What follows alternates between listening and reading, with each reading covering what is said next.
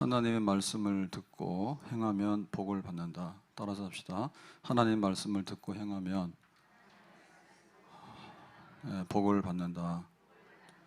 그래서 이 복은 하나님과 계약을 맺어서 언약, 계약을 잘 이행하면 받는다라고 하는 조건이 붙어 있는 거거든요. 그래서 하나님 말씀을 듣고 행하면 이게 조건이고요. 약속은 하나님 복 주신다. 이게 약속입니다.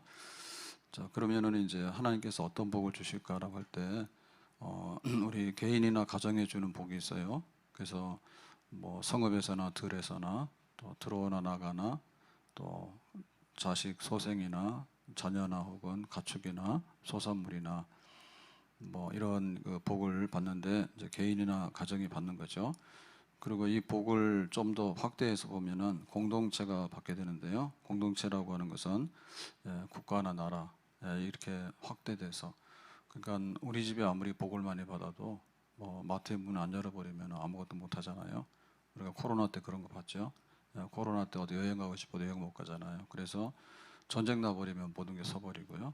그래서 우리가 복을 받을 때는 개인이나 가정 내에서 끝나는 게 아니라 공동체, 우리 국가 또 이 시대 전 세계가 이제 복을 함께 받아야 되는데, 하나님께서 그런 확대된 공동체의 복을 6가지를 말씀하셨어요. 첫 번째가 뭔가 하면 이제 전쟁에 승리한다. 원수들이 한 길로 왔다가 7길로 도망간다라고 하는 전쟁의 승리의 복을 말씀하셨고, 두 번째는 창고와 손으로 하는 모든 일이 복을 받는다 해서 굉장히 풍요롭고 풍성하다라고 하는 복을 말씀하셨고, 그 세 번째는 성민, 거룩한 백성이다. 그래서 거룩한 백성에게는 사명이 있는데 하나님의 이름을 높이고 또 아름다운 덕을 세상에 선포하는 그런 선교적인 사명이 있는데, 동시에 하나님께서 거룩한 백성이기 때문에 이제 너를 축복하는 자에게는 복을 주고 너를 저주하는 자에게는 저주한다 해서 그 축복의 동맹관계가 있거든요. 그래서 손대면 안 되겠다. 새끼 사자는 별로 안 무섭죠. 근데 왜 무섭냐면 뒤에 어미 사자가 있거든요. 그리고 새끼 독수리는 별로 안 무서워요. 근데 뒤에 어미 독수리가 있는 거예요. 그래서 얘네들은 건들면 안 된다. 왜? 하나님 백성이기 때문에 하나님하고 딱 연결이 되어 있다. 그래서 성민이라고 하는 두려운 이름, 이런 거를 또 하나님께서 주셨습니다. 그 다음에 네 번째로는 기업 소유가 번창한다라고 했죠. 그래서 개인으로 받는 복도 자녀가, 그 다음에 가축이, 그 다음에 소산물이 복을 받는다 했는데, 공동체도 자녀나 가축이나 소산물이 또한 복을 받는다. 그게 네 번째 복이었고요. 그 6번째 복 중에서 오늘은 5번째 복부터 보겠습니다. 자, 12절 말씀을 다 함께 읽어보겠습니다. 여호와께서 너를 위하여 하늘에 아름다운 보고를 여시사 내 땅에 때를 따라 비를 내리시고 내 손으로 하는 모든 일에 복을 주시리니 내가 많은 민족에게 구워줄지라도 너는 꾸지 아니할 것이요 라고 해서 비를 내리시는 복에 대해서 말했습니다. 그래서 이 비는 하늘의 아름다운 보고를 여시사, 그래서 하늘에 창고가 있는데 하늘의 창고에서 하나님이 이제 축복을 쏟아부어 주는 거죠. 그러면 뭐 돈다발이 떨어지는 건 아니고요. 비가 와야지 되는 겁니다. 그래서 하늘의 아름다운 축복의 문이 열리게 되면 땅에 비가 오게 되는데, 이른 비와 늦은 비입니다. 그래서 우리처럼 비가 이렇게 겨울에도 이제 눈이 오면 강수량이 되잖아요. 그러니까 이런 땅이 아니죠. 이 팔레스틴 땅은 그야말로 건기와 우기가 뚜렷해서 비가 올 때는 조금 오지만 비가 안 올 때는 아예 안 옵니다. 우리처럼 사계절 비가 오고 이런 데가 아니에요. 그래서 이제 씨를 뿌리려고 그러면은 이제 그 밭을 갈아야 되는데 그때 이제 이른 비가 와야 돼요. 이제 이른 비가 와야지 그 마른 땅에다가는 씨를 뿌려봐야 죽잖아요. 그래서 이른 비가 꼭 와야 되고요. 그 다음에 또 늦은 비가 와야 됩니다. 늦은 비는 이제 추수하기 전에 비가 오는데 곡식들이 익어가지고 제일 마지막에가 이제 열매가 꽉 차잖아요. 그때 이제 비가 와야지 쭉정이가 안 되거든요. 그래서 이른 비와 늦은 비가 굉장히 중요해요. 그래서 이제 하늘의 문을 열고 때를 따라 이른 비와 늦은 비를 하나님이 주신다. 그래서 비를 주시는 것, 이런 복을 말씀하셨어요. 그럼 이 비라고 하는 것은 그 당시의 그 지리적인 상황을 우리가 이해해야 되는데, 비가 굉장히 귀합니다. 비가 귀해서 히스기야가 그 아수르 군대 그 그 사내립의 침략을 받게 되는데 이제 하나님께 기도해서 그 18만 5천 명 아수르 군대가 다 죽잖아요. 그런데 그 히스기야가 이제 아수르의 침략에 대응하기 위해서 전쟁이 하루아침에 일어나는 건 아니거든요. 그래서 아수르가 너희들 항복하라 하니까 이제 나름대로는 이제 준비를 했어요. 그 준비한 것이 뭔가 하면은 기드론 시내가에 있는 물을 예루살렘 안으로 끌어오는 겁니다. 그래서 지금도 보면은 이 히스기야의 수로, 그래서 성 밖에 있는 물을 성 안으로 끌고 와서 실로암 연못으로 물을 이렇게 인도하는 거죠. 그러니까 이거를 위해서 이제 그 공사를 해요. 공사를 하는데 그 암벽을 뚫고 지하로 이렇게 그 터널을 만드는 거죠. 수로, 지하 터널, 수로를 만들어 가지고 그 기드론 골짜기에 샘물, 그 샘물이 이제 예루살렘으로 들어와요. 그래서 예루살렘 들어와서 실로암 연못까지 오거든요. 그러니까 이거는 생명의 줄이에요. 만약에 이 포위를 해가지고 가만 놔두면 목말라서 죽어요. 그러니까 이제 물을 끌어다가 그 전쟁을 대비했다. 그 정도로 이제 국가의 흥망에 제일 중요한 키가 바로 물이다. 물이다 그렇게 보죠. 유대가 이제 로마에 멸망을 합니다. 그래서 최후의 그 로마 군대한테 항전을 하게 되는데 그 항전했던 그 요새 최후의 그 항전의 요새가 마사다예요. 마사다인데 여기가 이제 그 굉장히 그 높은 그런 지역에다가 그 아주 천연 요새를 만들었잖아요. 그래서 여기는 원래 싸움하기 위해서 지은 요새는 아니고 헤롯의 궁궐입니다. 헤롯의 궁궐인데 이 헤롯의 궁궐에서 유대인 1000명이 최후의 3년 동안에 항전해서 마지막에 다 죽죠. 그래서 이제 완전히 로마에 멸망하게 되는데 그러면 여기도 이제 로마 군대가 포위를 하게 돼요. 로마 군대 포위하게 되는데 여기서도 살아나가려고 그러면은 제일 중요한 게 물이에요. 그러면 여기 어떻게 물이 있냐? 그래서 뭐 이슬에 그 물이 오든 이슬 내릴 때 물을 거두든 간에 또 우기 때 비가 좀 오잖아요. 그러면 그걸 물을 거두든 간에 하여튼 간에 물 한 방울도 이렇게 사라지지 않도록 해가지고 다 물바지를 이렇게 깎아내 가지고요. 그게 물이 이제 지하 물탱크 저장고로 가게 돼요. 그래서 거기에 한 750만 리터 정도 이제 물을 저장하게 됩니다. 그러니까 이게 1년, 2년 동안에 버틸 수 있는 거예요. 바깥에서 포위를 해도. 그러니까 이 물이 그 정도로 중요한 거예요. 이 땅에는. 근데 사철 비가 오게 되면은 가만히 있어도 물이 넘치죠. 더군다나 이제 애굽하고 항상 비교가 되는데 그 애굽은 나일강이 있거든요. 큰 나일강이 있는데 이 나일강은 마르지가 않습니다. 그리고 또 이 나일강의 물을 갖다가 우리로 지금 말하면 한강에 있는 물을 우리가 수돗물 먹잖아요. 그래서 그 물을 사용해 가지고 다 생활이 공급이 되잖아요. 거기는 별로 염려가 없는 거예요. 근데 여기 지금 팔레스틴 땅에는 그러한 비가 많이 오지도 않을 뿐더러 그거를 뭐 흐르는 강도 없어요. 강도 없어요. 그러니까는 이제 그야말로 하늘에서 비가 오면은 딱 농사가 가능하고 비가 안 오면 굶어 죽는 거고 그리고 바깥에서 물을 끌어올 수 있는 상황도 아니고 그래서 이제 하나님이 주시는 축복 중에 첫 번째는 전쟁하면 이긴다. 그 다음에 두 번째는 창고가 가득 차도록 할 것이다. 세 번째는 거룩한 성민이 되도록 할 것이다. 그 네 번째로는 기업, 자녀나 뭐 가축이나 번성할 것이다. 다섯 번째 때를 따라서 비가 온다. 하늘의 문을 연다. 그러니까 하늘의 문을 여는 거는 하나님의 의지입니다. 하나님께서 하늘의 문을 열면은 이게 이제 모든 걸 살아가게 되는 거고 만약에 하늘의 문을 닫아버리게 되면 다 죽게 되는 거예요. 그래서 그 나일강에 있는 물은 그냥 게으르지 않으면 먹고 살아요. 그거 수로를 만들잖아요. 수로. 그러니까 지금처럼 수도를 만들듯이 이렇게 수로를 만들면은 도시에다 물을 끌어올 수 있거든요. 그래서 히브리인들이 그 모세가 출애굽할 때 보면은 노예 생활로 하잖아요.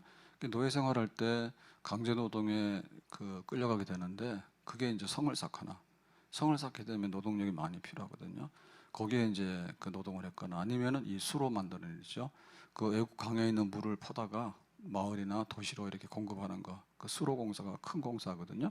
그러니까 거기에 이제 노동으로 끌려가게 돼서 노동하게 되는 그런 상태였어요. 그러니까 거기는 게으르지 않으면은 인간이 노력을 하면은 그래도 살아갈 수 있는 땅이죠. 근데 여기 지금 팔레스틴 땅은 인간이 노력해서 살 수 있는 땅이 아니고 무조건 하늘만 쳐다보는 거예요. 그래서 하늘의 문이 열리느냐 우기 때 그러면 이제 사는 땅이고, 근데 만약에 하나님께서 괘씸하다 싶어가지고 문을 닫아버리면은 비 한 방울 없어서 기근이 와서 굶어 죽는 땅, 그런 땅입니다. 그러면은 그 우리가 그 아합 왕 때 그 바알 우상을 많이 섬기잖아요. 여자 하나 잘못 만나가지고 그 이세벨이 시집 와가지고 바알 우상을 가져오죠. 그래서 이제 이스라엘 하나님 버리고 바알 우상을 섬기자 이렇게 돼가지고, 그러니까 이제 바알 우상을 쫙 퍼뜨리게 되니까 하나님께서 진노하시죠. 그 진노하셔서 하나님이 이제 심판하시는데 따끔하게 매를 들어야 되니까 그게 뭔가 하면 하늘의 문을 닫는 거예요. 그래서 하늘의 문을 닫으니까 비가 오지 않죠. 그래서 마지막에 이제 엘리야가 그 하나님 이제는 비를 주세요라고 하니까 3년 6개월 만에 비가 오잖아요. 그 3년 6개월 동안에 기근 때 사람들이 막 죽어나가죠. 죽어나가는데 누구네 집에만 양식이 있습니까? 사렙도 과부의 집에는 양식이 그치지 않잖아요. 그러니까 여기 하늘에 비를 주고라고 하는 문제가 어디에 연결되어 있냐면 축복인데, 하나님의 축복은 어떤 축복이라고요? 예, 언약 맺은 축복이에요. 약속 맺은 대로 주시는 축복이에요. 그러니까 그 하나님의 뜻대로 살면은 하늘의 문을 여는 거고, 하나님 말씀대로 살지 않고 우상 숭배하고 또 뭐 이웃을 괴롭히고 이렇게 되면은 이제 언약을 파괴하는 거잖아요. 그러면 하나님께서 복을 안 주시죠. 근데 복을 주신다는 얘기는 하늘의 문을 연다는 얘기인데, 하늘의 문을 여는 거는 하나님의 언약을, 하나님 사랑하고 이웃 사랑하는 것을 잘하면 항상 하나님께서 문을 열었다 닫았다, 열 때 꼭 열어주신다, 그런 겁니다. 그 아합 왕 때 그 3년 6개월의 기근은 우상 숭배했기 때문에 하나님께서 이렇게 열어서 비를 줘야 될 때 비를 안 준 거지. 그거를 3년 6개월 동안에 계속하니까 대기근이 왔다. 성경에 그렇게 기록되어 있습니다. 그러니까 여기 축복은 뭔가 하면 하나님 잘 섬기면 하늘의 문이 열리는 거예요. 그래서 하나님께서 비를 주시는 거예요. 사철 비가 막 오게 되면 하늘의 문이 열고 닫히는 거를 우리가 몰라요. 항상 뭐 열었다 닫혔다 하기 때문에 몰라요. 근데 이게 몇 달 동안에 6개월 동안에 비가 안 왔다가 6개월 동안에 비가 오는데 이른 비와 늦은 비가 오거든요. 근데 이거는 하늘의 문이 닫히게 되면 알아차려요. 하나님께서 축복하시는구나, 열어줘 줄 거야, 축복이다 이거죠. 나오미가 이제 베들레헴을 떠나서 모압으로 이제 이주를 하게 됩니다. 그때 이제 기근 때문에 이제 모압으로 갔는데, 모압에는 이제 요단강 동쪽이니까요. 거기는 굉장히 비옥한 평야지대거든요. 갔는데 거기서 의외로 이제 남편이 죽게 되고요. 그 다음에 두 아들이 죽게 돼요. 그래서 나오미가 한참 고민하다가 소식을 듣게 되죠. 하나님께서 베들레헴에다가 양식을 주셨다. 그래서 내가 모압에 와서 남편도 죽고 두 아들도 죽었는데 여기서 뭐하러 고생하고 있나. 고향 땅 베들레헴으로 돌아가자 해서 다시 이제 베들레헴으로 돌아갑니다. 그러니까 이 나오미가 이제 먹고 살 게 없으니까 모압으로 갔다. 그랬는데 다시 이제 베들레헴에 하나님 양식 주시니까 베들레헴으로 가자. 왔다 갔다 하잖아요. 그러니까 이게 이제 하늘의 문을 열고 닫고인데 이게 바로 하나님 말씀이에요. 하나님 말씀대로 살면은 베들레헴에 하나님께서 양식을 주시는 거예요. 베들레헴이 다윗의 고향이죠. 베들레헴이라는 뜻은 떡집이라는 뜻이거든요. 그래서 하나님의 백성들이 정상적으로 하나님의 말씀을 잘 지키고 살아가면 하나님께서 떡 주시는 거예요. 하늘의 문을 열고 떡을 주시는 거예요. 그러니까는 이제 하늘의 문을 여는가를 이제 보는 거지. 그래서 열렸다 그러면 하나님께서 복 주신다, 그런 겁니다. 그래서 하늘의 문을 열어서 복 받으려면 하나님 말씀대로 사는 열심을 가지고 있으면 되는 겁니다. 그러니까는 하늘의 문이 이게 열고 닫히는 게 축복의 이게 문인 거예요. 그래서 여기 보면 앞에 그랬죠. 하늘의 아름다운 보고, 보고는 창고란 뜻이잖아요. 하늘의 창고가 비라고, 비. 근데 그거를 누가 여냐면 하나님이 연다고. 일기예보에서 하는 거는, 일기예보가 열어주는 건 아니에요. 일기예보는 언제쯤 비가 오겠다 이런 거를 예보하는 거지, 하늘에 거기 비 구름을 만들어서 실제로 비를 내리고 안 내리고는 일기예보하는 데서 하는 게 아니에요. 그러면 뭐 올림픽 할 때 비가 왜 옵니까? 올림픽 하는데 비가 오면 망하잖아요. 그러니까는 아무리 준비를 많이 해놔도 비가 오고 안 오고라고 하는 거는 하늘의 뜻이죠. 바로 하나님께서 열고 닫는 열쇠를 가지고 있다, 그렇게 봅니다. 그러니까는 이제 축복받는 백성은 하늘의 문이 열릴 때 딱 열리는 거지. 그러니까 이거는 뭐 사람이 하는 게 아니에요. 사람이 뭐 강물을 끌어다가 대고 이런 게 아니라 근본적으로 하늘의 문이 열리는 축복. 하나님께서 말씀대로 살아라. 그러면은 하늘의 문이 열릴 것이다. 아멘. 우리가 살아가는 것도 마찬가지입니다. 우리가 일용할 양식을 하나님께서 주신다 했거든요. 오늘날 우리에게 일용할 양식을 주옵시고 라고 할 때 일용할 양식을 얻는 방법이 뭐예요? 일용할 양식을 얻는 방법이 너희는 먼저 그의 나라와 그의 의를 구하라. 그리하면 너에게 주신다. 구하라. 그럴 때 이제 일용할 양식, 뜻이 하늘에서 이룬 것처럼 땅에서도 이루어집니다. 그래서 우리가 주기도문도 보면은 앞에 하나님께 우리가 해야 될 거 있죠. 하늘에 계시는 우리 아버지 이름이 거룩히 여김 뜻이 하늘에서 이룬 것처럼 땅에서 이루어집니다. 오늘날 우리에게 일용할 양식을 주옵시고. 그래서 일용할 양식도 항상 하나님 말씀대로 살면 하늘의 문을 여시고 우리에게 필요한 양식을 공급받는 줄로 믿습니다. 그런 약속입니다. 자, 그럼 여섯 번째 복이 뭐냐라고 할 때 12절 말씀의 하반부에 보면 내 손으로 하는 모든 일에 복을 주시는데 네가 많은 민족에게 꾸어줄지라도 너는 꾸지 아니할 것이요 라고 했죠. 꾼다고 말하는 것은 뭐냐면 돈을 빌려오는 거고요. 꾸어준다고 하는 것은 돈을 빌려주는 거예요. 그러면 이거는 채무자인가 채권자인가 그 얘기입니다. 채무자가 좋아요? 채권자가 좋아요? 무슨 말인지 몰라요? 그러면 돈 빌리러 다니는 게 좋아요? 아니면 돈 빌려줄 수 있는 게 좋아요? 그것도 무슨 말인지 몰라요. 다 은행 빚지고 살잖아요. 그래서 우리는 지금 채무자예요. 그래서 은행에 이자가 올라가면은 진짜 억울한 것 같이 느껴진다니까. 우리 코로나 때 마스크 쓰고 다니고 그랬는데 좋은 건 있죠. 은행 이자가 엄청 쌌잖아요. 그 지금 은행 이자가 한 2배로 올랐단 말이에요.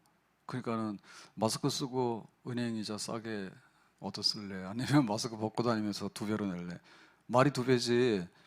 돈 빌려다 쓰면은 이자를 50만 원 내는 사람 100만 원 내게 되는 거예요. 100만 원은 견딜만 하잖아요. 근데 100만 원 내는 사람이 200만 원 든다고 하면 자기 월급이 다 날아가는 거야. 그래 이게 지금 큰 문제인 거야. 그러니까 내가 이 채무자가 된다는 것은 안 좋은 거고요. 채권자가 된다는 얘기는 돈이 많기 때문에 빌려준다는 얘기죠. 그래서 하나님께서 복을 좀 뭐 한다고요? 꾸어줄지라도 이거는 채권자가 될지언정 너는 꾸는 자가 아니다. 채무에 시달리는 사람이 아니다. 개인이 아니라 뭐예요? 국가가. 그러니까 국가도 우리가 IMF를 겪었지만 국가 부도 위기가 있는 거예요. 그럼 나라가 망한다 그러면 뭐예요? 우리나라 돈이 없기 때문에 외환이 없기 때문에 빚을 못 갚아요. 그러면 빚 못 갚으면 다 파산인 거예요. 그래서 와서 뭐 여기 지금 100원짜리 회사도 10원에 사가는 거예요. 그래서 옛날에 IMF 때도 그냥 다 던진 거예요. 그래서 회사도 싹 다 정리가 됐잖아. 국가 부도 사태가 되면은 이게 안 되니까 돈 빌려다가 돈 받고 이런 식으로 살았는데 갑자기 돈은 내놔라. 근데 돈은 안 빌려주니까 왜 국가가 파산 났으니까 그러니까 나라가 이제 이렇게 몰락을 하게 되는 거죠. 근데 오히려 하나님이 복 주시게 되면 반대라는 거죠. 우리가 채권에 시달리는 게 아니라 채무에 시달리는 게 아니라 넉넉하게 다른 나라를 원조하고 도와주면서 살 수 있는 그런 아주 강성한 나라가 되겠다. 하나님 복 주시면 그런 겁니다. 그래서 솔로몬이 복을 받게 되는데 그 솔로몬이 기도를 합니다. 어떤 기도를 했는가 하면 열왕기상 3장 11절에 하나님이 그에게 이르시되 내가 이것을 구하도다. 자기를 위하여 장소를 구하지 아니하며 부도 구하지 아니하며 자기의 원수의 생명을 멸하기도 구하지 아니하고 오직 송사를 듣고 분별하는 지혜를 구하였으니. 그래서 일천번제를 드리죠. 그래서 하나님 앞에 이제 예배를 성대하게 드립니다. 그러고 나서 야 내가 예배를 받았으니까 하나님께 드렸잖아요. 그러니까 이제 네가 기도를 해봐라, 구해봐라 그런 거죠. 기도를 해봐라. 그랬더니 솔로몬이 선악을 분별하는 지혜를 주세요라고 하잖아요. 그러고 나서 기도 끝났습니다 그러잖아. 그래서 하나님께서 야 기도가 왜 이렇게 짧으냐? 선악을 분별하는 지혜만 구하고 다른 거는 필요한 게 많은데 왜 안 구하냐? 그러면은 네가 구하지 않았지만 장수, 오래 사는 거, 그 다음에 부자, 원수의 생명을 멸하시고 전쟁의 승리죠. 그런 거를 너는 안 구했는데 오직 송사를 듣고 분별하는 지혜. 그러니까 재판할 때 공의로운 재판만 하도록 지혜를 주세요. 그것만 구했기 때문에 구하지 않은 것까지도 다 주겠다 했어요. 그래서 하나님께서 솔로몬에게 굉장히 엄청난 많은 축복을 약속을 하셨잖아요. 근데 이것이 이제 이루어지게 되잖아요. 자, 이루어졌을 때 이제 솔로몬의 왕국이 그야말로 이제 태평성대를 이뤄서 번성하게 되고 이렇게 높은 이런 그 아주 존경받는 부러움을 사는 자리에 이르게 됩니다. 역대하 9장 22절에 솔로몬 왕의 재산과 지혜가 천하의 모든 왕들보다 큰지라. 그래서 원래 구한 지혜도 하나님 많이 주셨거니와 그 다음에 재산, 넉넉한 거, 재물, 그 국가의 부강함 그런 것도 하나님께서 많이 주셨죠. 23절에 천하의 열왕이 하나님께서 솔로몬의 마음에 주신 지혜를 들으며 그의 얼굴을 보기 원하여, 그러니까 솔로몬의 지혜, 그러니까 선악을 분별하는, 그러니까 송사, 재판, 그러니까 이거는 지금 말하는 공평과 정직, 공의 이런 겁니다. 그러니까 이런 것이 전 세계적으로 뛰어나요. 그래서 우리나라도 매일 그러잖아요. 뭐 공정하게 공평하게 그러지만은 정권만 잡으면 전부 다 불의하고 불공정하게 해버리잖아. 근데 솔로몬의 나라는 그게 아니죠. 그래서 전 세계에서 야, 솔로몬의 나라는 이렇게 정의가 공의가 강같이 흐르더라. 걔네들의 표준은 굉장히 높은데 그게 잘 지켜지더라. 공정한 세상이더라. 한번 보러 갈래? 해가지고 이제 많은 나라에서 이렇게 그 지도자들이 이제 파견돼서 와서 보는 겁니다. 자, 24절에 각기 예물을 가지고 왔으니 곧 은그릇과 금그릇과 의복과 갑옷과 향품과 말과 노새라 해마다 정한 수가 있었더라라고 했죠. 그러니까 예물을 가져왔다는 얘기인데 이 예물은 우리가 바치는 조공, 왕한테 올 때 선물 정도는 가져와야 되잖아요. 그게 이제 예물입니다. 조공입니다. 그러니까 예상 바치는 것도 있고 또 따라오는 사람들이 이것 때문에 무역을 하게 되는 거예요. 왕한테만 다 바치는 게 아니라 여기 함께 동행하는 그 신하들이 있잖아요. 일행들이 있잖아요. 일행들이 가져오는 거 뭔가 하면 팔아서 서로 간에 주고받고 하는 거 이런 거. 그래서 이거는 보통 솔로몬만 그런 게 아니라 나라들이 다 그렇죠. 우리가 중국에 가게 되면 중국이 아무래도 힘있고 큰 나라니까 그러면 예를 들면 조선이나 고려나 마찬가지인데 그 니들은 저쪽에는 천황이죠, 그죠? 황제잖아, 황제요. 근데 우리나라는 뭐예요? 황제라는 말 못 쓰죠. 등급이 낮아요. 왕인 거예요. 그래서 지금도 뭐 우리가 정권을 이렇게 선거해가지고 받게 되면은 대부분 다 국제사회에서 인정을 합니다. 근데 만약에 쿠데타 했다 그러면 인정을 안 하거든요. 그 정상적으로 이제 인정을 받았다 하더라도 그래도 우리가 우방이 있잖아, 우방. 우방. 그럴 때 우리는 주로 이제 미국 가죠. 그 대통령이 미국 가서 한번 하면 이제 뭐냐면 이제 더 관계가 좋아지게 되고 그럴 때 이제 가서 하는 게 뭡니까? 정치적으로도 이제 연결을 하면서 그다음에 이제 경제 사절단이 따라가잖아요. 그 기업인들이 그 따라가잖아. 그 기업인들이 따라가서 뭐 투자 뭐 약속도 받고 등등 이렇게 해서 이제 국가 간에 이제 어떤 교류를 많이 하게 되잖아요. 그러니까 그거는 꼭 뭐 조공을 바쳐서 일방적으로 막 선물만 바치는 게 아니라 서로 간에 이제 무역 관계 이런 거를 많이 갖게 되는 거예요. 그럼 뭔가 하면 부자 나라가 빈익빈 부익부잖아요. 부자 나라가 더 많이 부자가 되고 가난한 나라는 없는 거예요. 그러니까 솔로몬의 나라는 굉장히 위상이 높았는데 거기에 이제 많은 조공을 바치면서 또 사람들이 와서 물건도 가져오고 또 물건도 팔기도 하고 이제 이렇게 되다 보니까 국가가 뭐예요? 채무에 시달리는 나라가 아니라 채권, 그러니까 많이 줄 수 있는 나라, 이제 그런 나라로서 강성한 나라가 된다. 그런 복이 있다. 이렇게 말씀하는 겁니다. 그래서 지금 우리 나라를 보면 어떻게 될까라고 할 때 참 남과 북이 보면 굉장히 차이가 많습니다. 그래서 그 뭐 잘 사는 나라가 보통 수명이 길잖아요. 못 사는 나라들이 수명이 짧습니다. 그리고 지리적인 환경도 많이 좌우하게 되고요. 중동 사람들이 기름 때문에 돈이 많은데 오일머니가 있는데 거기 있는 사람들이 수명이 그렇게 길지 않아요. 근데 여기 일본이나 우리나라는 굉장히 장수 국가거든요. 그래서 아무래도 그 중동이라는 요인이 있는 것 같아요. 예를 들면 그리고 뭐 아프리카나 이런 데 사람들 그래 굉장히 그 최빈민 국가들 있죠. 그런 나라들은 또 수명이 길지 않습니다. 왜냐하면은 출생할 때 사망률도 많고 그다음에 평생에 한 번씩은 병이 걸리잖아요. 근데 그 병이 걸리면은 거의 회복이 안 돼요. 심지어는 뭡니까 항생제 하나 없어가지고 죽는 사람들도 있잖아요. 우리 같으면 항생제 맞으면 되지만 폐렴 걸리는데 폐렴 놔두면은 항생제 없으면 그냥 죽어버려요. 그러니까 이게 사망률이 굉장히 높아가지고 수명이 짧아요. 뭐 중동 사람들은 기후 때문에 그런 것 같아요.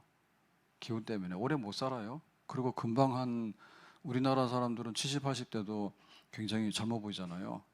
그래서 제가 제 나이를 딱 보고 한 45세인가 그러면 사람들이 믿을 것 같다 했더니 그런 건 아니라 그러는데, 그러면 한 48세 정도는 예? 만약에 제 나이면 중동 가면은 죽었거나 아니면 이제 완전히 쪼그라 할아버지 됐을 거예요. 그건 지리적인 환경적인 요인이에요. 근데 어쨌든 잘 사는 나라들이 이 기름이 흐르고 괜찮아요. 잘 사는 나라들이. 그래서 남과 북을 비교하면은 수명이 어떻게 됩니까? 일단은 인구도 우리가 많잖아요. 인구도. 거기는 사상교육을 하도 많이 시켜가지고 군대도 뭐 굉장히 우리나라는 지금 뭐 2년도 안 하잖아요. 근데 거기는 뭐 오래 하잖아. 그리고 뭐 출산율도 떨어지죠. 예, 거기 뭐 살기 힘들고 그런데 출산율이 있나요? 우리나라는 막 났잖아요 그때. 근데 지금은 이제 흔들리잖아 우리나라가. 그래서 인구도 남한이 많고, 그 다음에 수명도 똑같은 나라지만 우리나라가 아마 평균 수명제 조사 못 해봤는데 분명히 많을 거예요. 똑같아요. 근데 수명이 많아요. 잘 먹어서 그런 거예요. 병원 잘 가고 그래서. 그럼 또 뭐가 있냐? 밤에 이렇게 인공위성으로 사진을 딱 찍어서 보면은 북한에는 새카맣습니다 거의. 근데 우리는 남한에는 반짝반짝반짝합니다. 밤에 그냥 불을 하도 많이 켜가지고. 밤에 불 켜고 사는 나라들이 많지 않아요. 밤에 불 켜고 사는 나라들이. 그거 잘 살기 때문에 그렇고 이게 안전하기 때문에 그런 겁니다. 미국 같은 데는 굉장히 위험한 나라이기 때문에 밤에 불 켜놓고 돌아다니는 그런 상황이 아니에요. 우리나라는 막 야간에도 불 켜놓고 막 돌아다녀도 상관이 없어요. 그리고 보면은 뭐 김일성이 그랬잖아요. 흰쌀밥에 소고기국을 먹여주겠다라고 했는데 그것도 못하고 자기 죽었죠.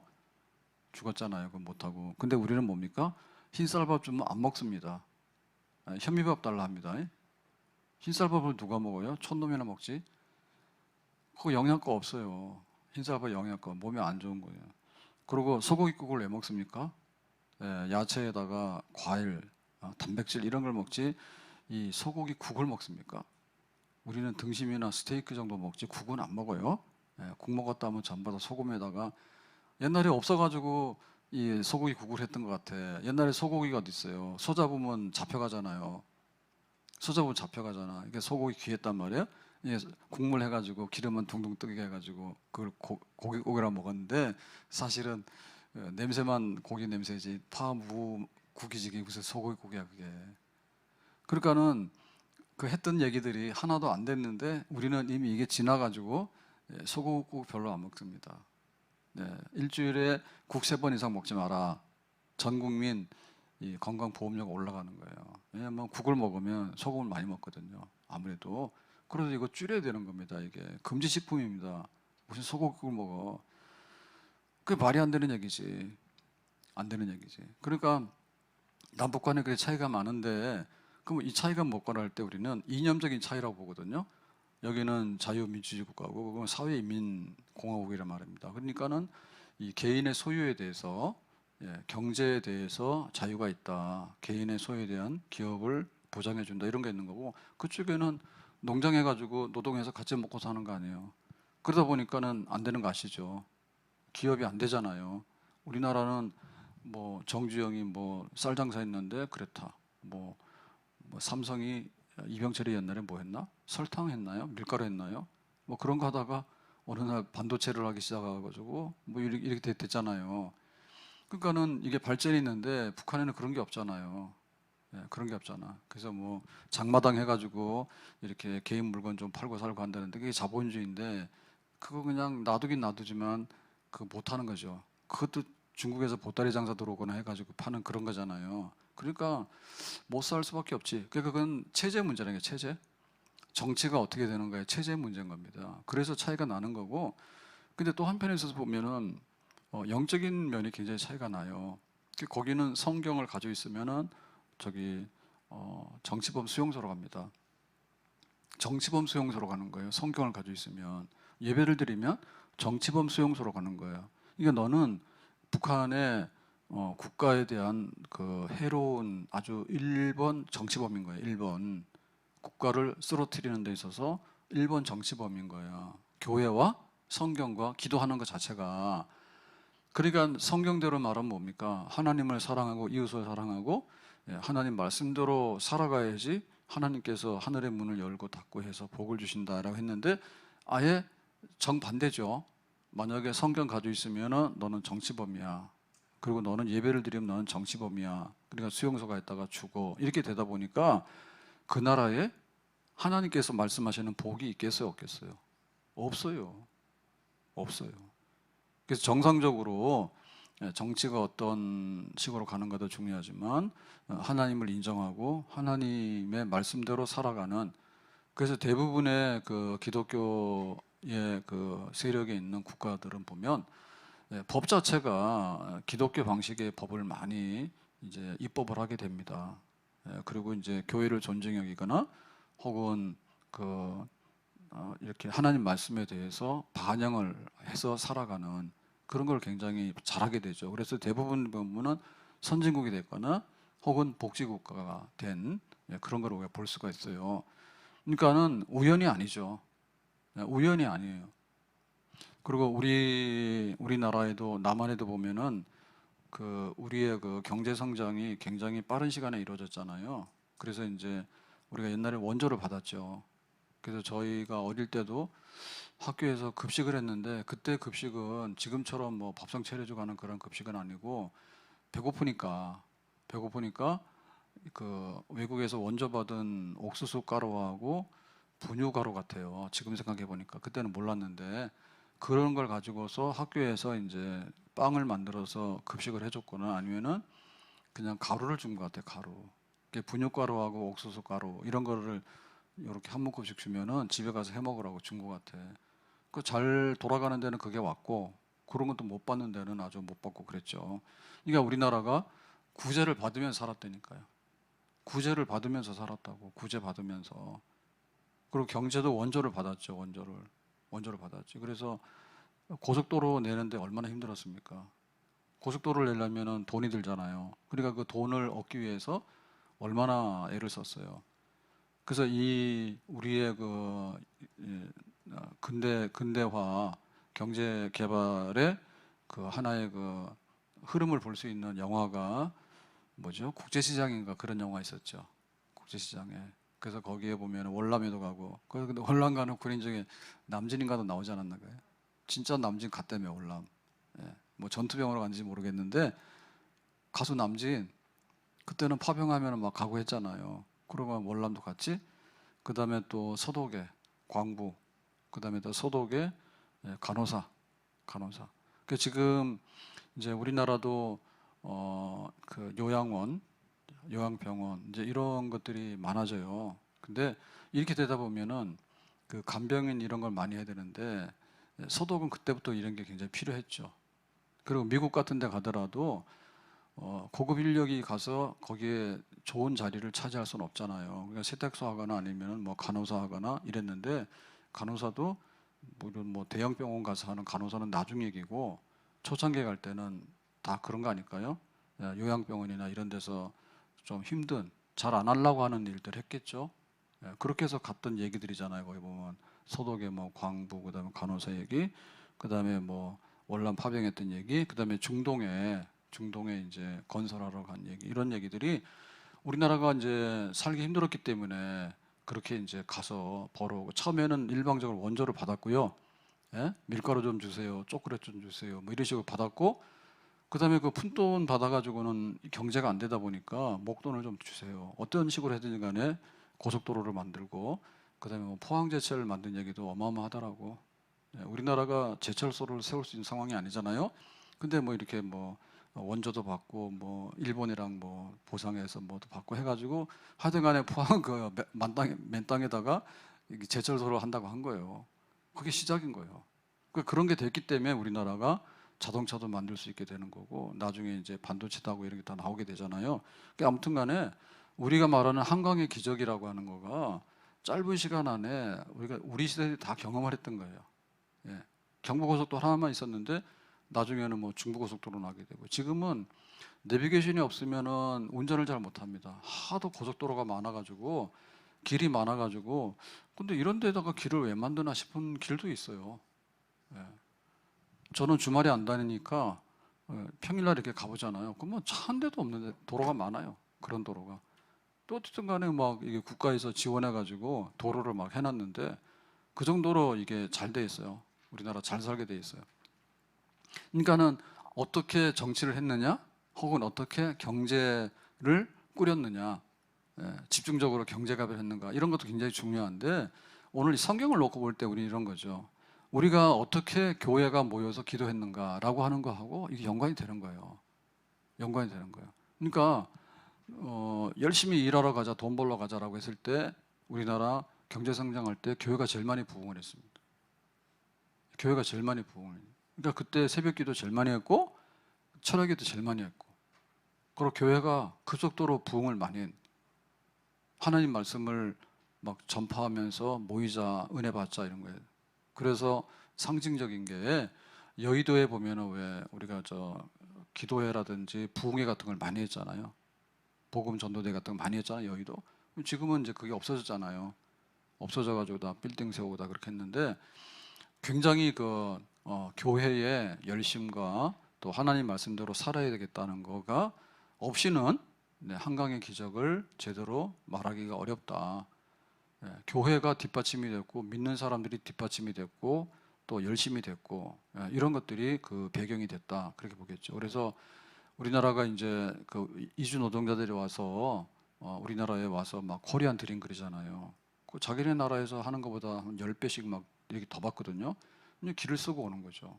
길을 쓰고 오는 거예요. 근데 옛날에는 불과 얼마 전이에요. 불과 얼마 전에 우리나라가 그렇게 하기 위해서 갔던 거예요. 월남 가서, 월남 뭐하러 가요? 월남 사람 도와주러 간 게 아니에요. 우리나라 나름대로 정치적인 거 혹은 경제적으로 이득이 있으니까 간 거지, 뭐 월남 사람, 베트남 사람이 좋아가지고 가서 우리가 대신해서 피를 흘리고 그랬겠어요. 그런 건 아니죠. 근데 보면은 그렇게 원조받고 그다음에 돈 벌기 위해서는 막 흩어져 가지고 그렇게 했는데, 지금은 이제는 우리나라가 부러워하는 나라, 다른 나라 사람들이 막 들어와서 일하려고 하는 나라가 되고, 처음에는 이민을 막 갔잖아요. 한국 못 살겠다. 그래서 이민을 갔는데 한참 살다 보니까 우리나라 경제 성장이 더 빨라가지고 그쪽보다 나은 거예요. 아무리 뭐 어떠다 하더라도 의료보험이나 이런 거는 미국 못 갑니다. 미국. 예. 막 미국 가서 뭐 공부도 시키고 시민권도 얻고 뭐 어쩌고저쩌고 다 좋다 하는데, 그러나 저러나 의료보험이나 의료 혜택 같은 거는요, 미국이 우리나라 못 따라가는 거예요. 얼마나 좋은데 우리나라 얼마나 좋은데, 가깝게. 더군다나 일산은 병원 천국입니다. 2차 병원, 말이 2차 병원이지 뭐 대학병원이 몇 개가 있잖아요. 그러고는 막 한 5분이면 가잖아. 5분. 여기 일산은 뭐 고가 호수의 도시인데 뭐 산책만 하고 삽니까? 근데 병원이 더 가까워. 그래서 그냥 뽀로로 가면은 그냥 그 종합병원이, 대학병원 이런 병원들이 다 있어가지고 그게 2차 병원인 거예요. 그리고 막 가는 거예요. 진료 의료소도 없이. 그리고 여기 너무 좋은데. 그래서 하나님께서 복 주시는데 하늘의 문을 연다. 때를 따라 비가 온다. 그 다음에 너희들이 이제는 꾸어주는 나라, 채권 국가가 된다. 다른 나라 사람들이 와서 빌려주세요. 잘못하면 이게 되냐면 좀 돈 좀 빌려주세요. 옛날에 그랬거든요. 애굽에서 노예 생활할 때 어떻게 했냐면 실컷 일하고 매맞고 돈도 못 받았어. 노예로서. 그러니까 아주 그냥 그 물건이잖아요. 물건이요. 사고 파는. 요셉도 돈에 팔려간 사람이지. 요셉도 그런 사람인데, 그리고 광야에 나와서 40년 동안 떠돌이 생활하면서, 이건 살아있는 게 기적입니다. 살아있는 게 기적입니다. 근데 가나안 땅에 들어가서 이제는 잘 살아서 구워주는 나라. 정말 솔로몬 때 많은 사람들이 와가지고, 야, 네가 지혜가 어디서 났냐. 근데 너희들이 이렇게 금이 너무 많아가지고 막 넘쳐났다잖아요. 넘쳐났다. 그리고 상아 있죠. 상아. 사치품. 거기에 무슨 코끼리가 있습니까? 근데 그 사치품 있죠. 향품 혹은 막 이런 귀한 것들 있죠. 보석 이런 것들이 막 얼마나 많이 수입이 돼가지고 이렇게 굉장히 넉넉했는가. 그런 나라를 하나님께서 축복의 나라로 세워주신다 말씀했습니다. 자, 그래서 하나님이 주시는 그 복의 6번째를 보면은 이제 13절에 보면 이랬습니다. 여호와께서 너를 머리가 되고 꼬리가 되지 않게 하시며. 머리가 좋아요? 꼬리가 좋아요? 네. 꼬리는 필요하지 않기 때문에 우리는 태화돼서 없어졌죠. 개 꼬리도 있고 짐승들은 꼬리가 있는데 우리 인간들 꼬리가 없잖아요. 꼬리는 안 좋은 거죠. 이거는 밑바닥이라는 뜻이에요. 머리는 위라는 뜻이고요.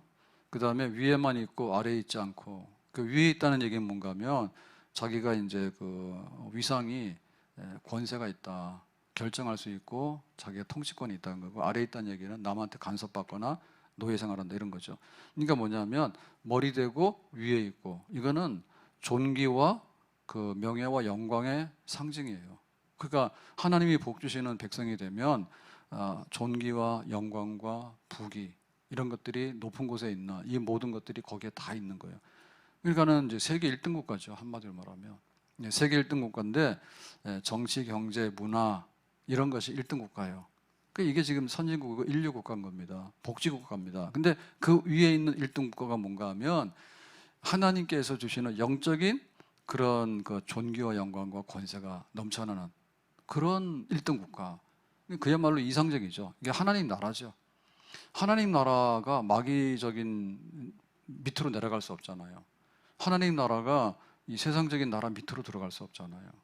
예? 하나님 나라가 정말 이렇게 가장 높은 곳에 있는 그런 영광의 나라인데 그것이 이 땅에서 실현되어진다.